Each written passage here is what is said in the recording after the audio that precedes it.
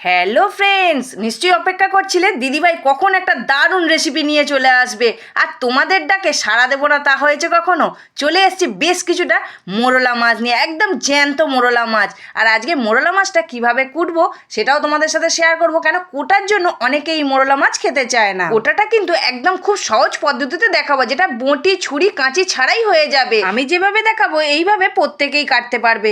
দু সাইডে দুটো কান দুটোকে ঝাড়িয়ে নিলাম, আর কানের পাশে ছোট্ট করে একটু ফুটো করে নোংরাটাকে বার করে নিয়ে ল্যাসটা একটু কেটে নিলাম। ল্যাসটা কাটতেও পারো নাও কাটতে পারো। আমি এখানে পরিষ্কার করে মাছটাকে ধুয়ে নিয়ে চলে এসেছি, এসে নুন আর হলুদ গুঁড়ো মাখিয়ে নিয়েছি। এবার ভেজে নেওয়ার পালা। তার জন্য একটা কড়াই বসিয়ে দিলাম, দিয়ে দিলাম পরিমাণ মতো সর্ষের তেল। হ্যাঁ বন্ধুরা, মোরলা মাছ যখন ভাজবে চেষ্টা করবে সর্ষের তেলে ভাজার। কড়ার তেলটা যেই গরম হয়ে গেল, তেলটাকে আমি কড়ার চারিপাশে লাগিয়ে দিলাম, দিয়ে মোরলা মাছগুলো দিয়ে দিলাম, মানে বেশ কিছুটা দিলাম, পুরোটা কিন্তু দিলাম না। দিয়ে একটা পিঠ সুন্দর করে ভাজা হয়ে যেতে আর একটা পিঠও উল্টে খুব সুন্দর করে মচমচে করে লাল লাল করে একদম ভেজে তুলে নেব। এবার মাছ তো শুধু ভাজলে হবে না, তার সাথে সবজিও লাগবে। তার জন্য বেশ কিছুটা আমি আলু কেটে নিয়েছি লম্বা লম্বা করে, পাতলা পাতলা করে। আর নিয়ে নিয়েছি কিছুটা মাছ আর পটল। পটলটাকেও আমি তেচ্চা তেচ্চা করে কেটে নিয়েছি। আর নিয়ে নিয়েছি কিছুটা পেঁয়াজ, ছোট্ট একটা পেঁয়াজ হলেই চলবে। এবার কড়াই বসিয়ে দিয়েছি, দিয়ে দিলাম পরিমাণ মতো সর্ষের তেল, আর ফোড়নে দিলাম 5 ফোড়ন। আর কেটে রাখা আলুগুলোকে দিয়ে একটুখানি নাড়িয়ে চাড়িয়ে ভেজে নেব।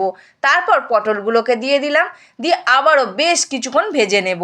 তারপর অল্প একটুখানি হলুদ গুঁড়ো দিলাম, দিয়ে আবারও সুন্দর করে ভেজে নেব। হ্যাঁ, তোমরা যদি মনে করো পটলটা আলাদা করে ভাজবে সেটাও ভাজতে পারো, কিন্তু কোনো দরকার লাগে না। এইভাবে বানাবে গরমের সময় হালকা লাইটের ওপর যদি এইরকম রেসিপিটা হয় না বন্ধুরা, ও হো হো জমে যাবে একদম।